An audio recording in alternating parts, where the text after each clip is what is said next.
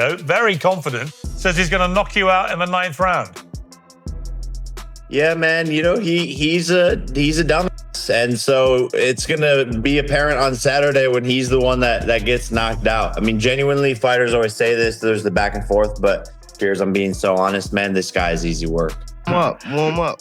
Some I know 8-year-olds. I got the 8-year-olds in there. If I find out anything, I'm going to beat your and I'm going to beat Jadon Love. I mean, which is nothing wrong with it. You know what I mean? Especially Tank been talking about retiring, so why not get the bag and then go about your business if that's your plan? Gervonta Davis and Jake Paul faced off with Piers Morgan, exchanging confidence and attitude ahead of their fight. Jake mentioned that Tank is the most experienced and dangerous opponent he's ever faced, a huge step up from anyone else on his list.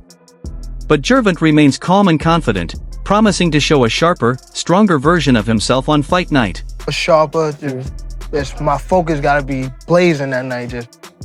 Just me and him in that ring. All in all, be better. I saw 8 to 10 rounds is what you thinking, and I also saw, I think I saw 6 rounds. Is what you thinking? I could be wrong. 7 or 8. Yeah, it's right around there. Yeah. How you pick that number? Like, how do you pick what round it's gonna be? First, his skills. The moment. Yeah. I don't know how durable he is. Mm-hmm. I don't know. I just don't know just yet. But I know if I could get him where I want him. Yeah. That's how long it's gonna take. Yeah. To be a good beating. Do you understand the magnitude of this fight? Do you understand how important this fight is to the boxing game, to the sport? I think I do, but I don't think that he knows. I've been in big fights, but it wasn't nothing like this. Yeah. Jake Paul confidently told Piers Morgan that everyone will see the truth once fight night arrives on Saturday, November 15th. He insists that all predictions and debates will end when the bell rings. Jake believes his performance will speak louder than interviews, proving who truly deserves victory when the spotlight hits. In recent years, boxing has shifted from a sport based solely on skill to a global entertainment business driven by attention and fame. Says he's going to knock you out in the 9th round. Yeah, man, you know, he's a dumbass. And so it's going to be apparent on Saturday when he's the one that gets knocked out. I mean, genuinely, fighters always say this. There's the back and forth, but Piers, I'm being so honest, man, this guy is easy work. Emiliano Vargas believes Jake Paul understood this shift early on. Instead of building a long amateur career or aiming for Olympic success, Jake created his own audience first. By leveraging social media influence, he unlocked massive paydays regardless of rankings or titles. Many young fans now follow storylines, trash talk, and drama more than traditional boxing achievements. Vargas feels this is a disadvantage for fighters who have spent their lives training to reach the top. Legends needed decades for big fights. But today, one viral moment can give newcomers instant fame. While this model brings excitement and new viewers, Vargas warns that the true meaning of a champion, honor, skill, and respect, should never be forgotten. To me, non-basketball terms, just such a funny internet game, but explain this to me like a third grader. What is an exhibition fight? I don't even know, bro. I'm gonna be real with you. All I know is that Jake is making, God damn. But when they say God bless Jake, bro, because this is what he figured out. He figured out this. He figured out boxing is all about attention. 100%. And he went from Disney to, you know, getting paid. What I told you, world champions that have dedicated their whole life to this sport, they will never get paid. Not even a percentage of what he's making. Yeah. But because attention brings dollars. It doesn't matter if it's a podcast, if it's a movie premiere, if it's boxing. If there's no attention on it, you're not going to make no money from it. This is like the WNBA conversation. That's why they don't make the money, because they don't have the attention. No, for sure. I was at the WNBA yesterday. That shit was lit, bro. It was lit? I was chopping it up with Floyd was there. It was good? Like, people, they won by like, I think 1 or 2 points. But I was standing up and I was jumping, you know, it's the finals though. Yeah. It's the finals. So, all that aside, I just feel like Gervonta get cracked though, bro. Oh, of Gervonta course. could crack. I mean, So this is what I want. He's sparred light heavyweights and heavyweights before. Like, this ain't nothing new. Even taller guys. For sure. Yeah, so what I really want to ask you in regards to that fight is, like, obviously someone like Gervonta is not, in his mind, he's not going to go out there and look stupid, no matter how it goes. Right. No, he's not. But that's what when I see it's an exhibition fight, I'm like, what does that mean? And you can still get knocked out.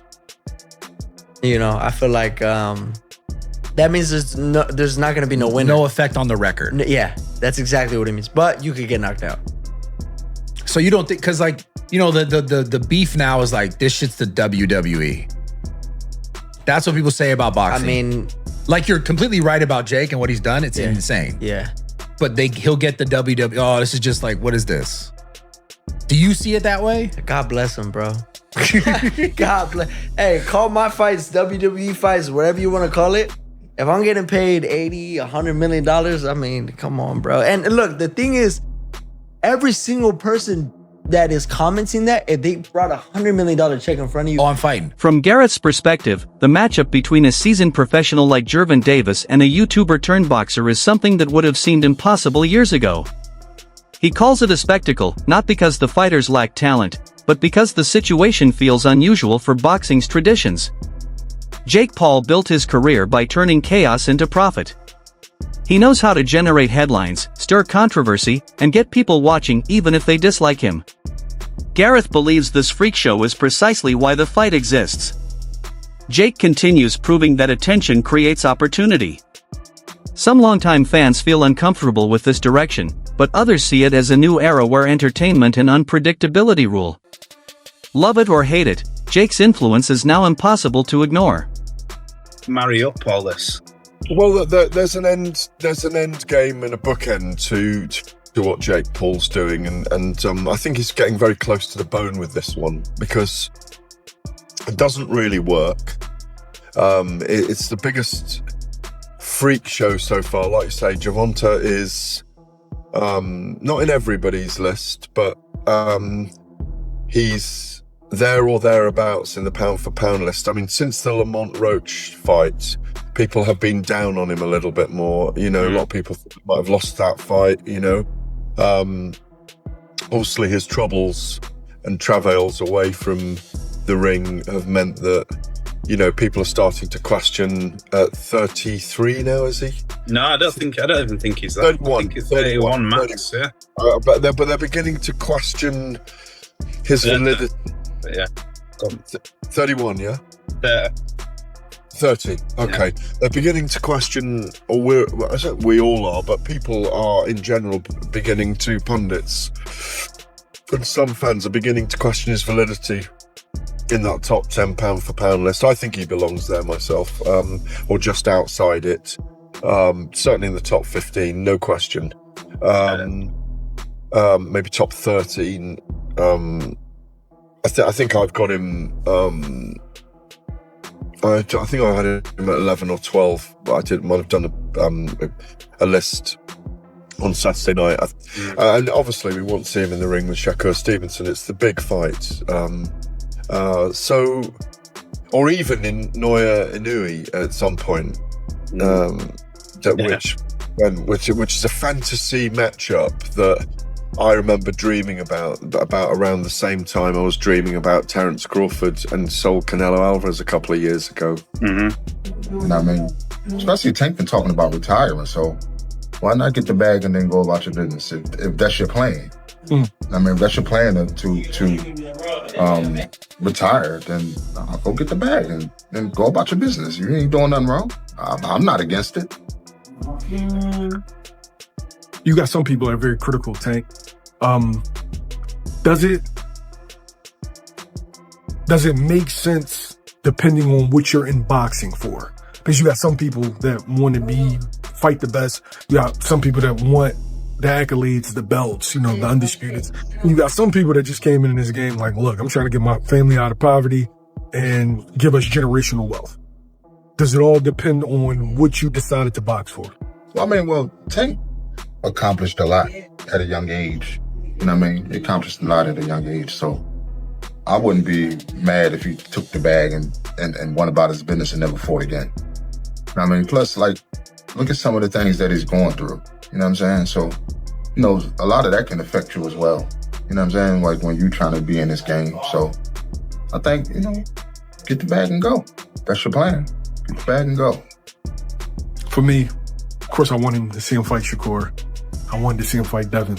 Yeah, we don't want to see him fight. Gotta go. Why are you doing that? How do you sort of see this scenario now for him? Yeah, I don't really know how to feel about it, what to really say about it. I've only been asked this when it's been presented to me. That's when I think about it, and I can't really come up with a good answer for it. In a lot of ways, it doesn't make sense to me. Of course, we know the size differential, and the list goes on from there.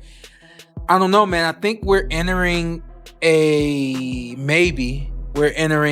generation now, or a phase now where fighters, I don't know if it's fighters, I don't know if he doesn't care about the legacy, or if he feels like this fight doesn't matter, I'll get back to the legacy. I just don't know. This is truly it's not a legacy fight, but of course it is a generational money fight.